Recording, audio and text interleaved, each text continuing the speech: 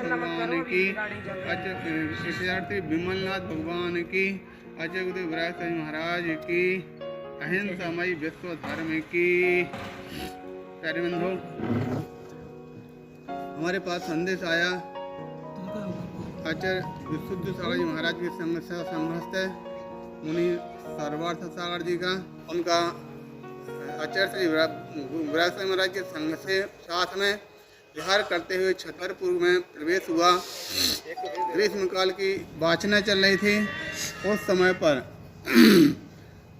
गुरुदेव की वाचना के समय पर जब सभी साधु हरचर्या के लिए निकलते थे अथवा संघ का किसी प्रकार से नगर में विहार चलता था, उन सबके बीच में मुनि विशुद्ध सागर जी, जो छोटे महाराज के नाम से जाने जाते थे, बाल मुनि के रूप में देखे जाते थे, उनकी चर्या अपने आप में एक अलग ही छाप छोड़ती थी।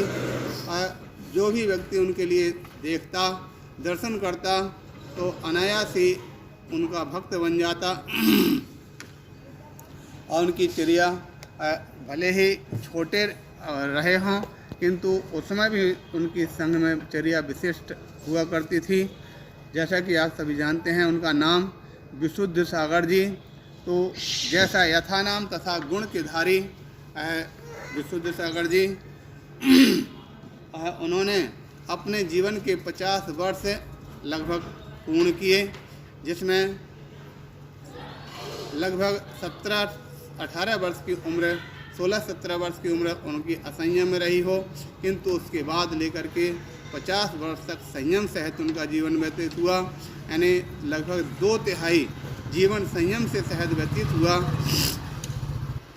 और जब हम संघ में जब उसके बाद पहुंचना हुआ, तो सबसे पहले आचार्य श्री ने हमारे उनके साथ में ही रहने का आदेश दिया और उनके साथ अधिक से अधिक हमारा समय व्यतीत हुआ।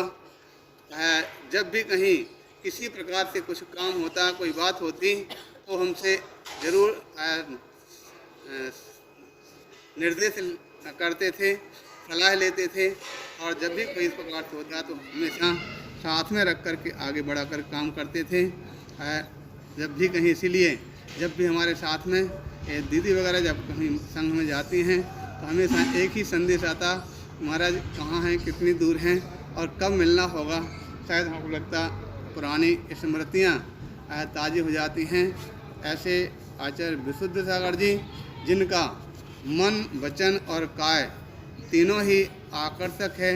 शायद पुण्य प्रकृतियाँ संपूर्ण उनके साथ में चल रही हैं। मन से भी विशुद्ध हैं, वचन और वाणी शैली भी उनकी अपने आप में विशुद्ध आध्यात्मिक शैली है, वह भी विशुद्ध है।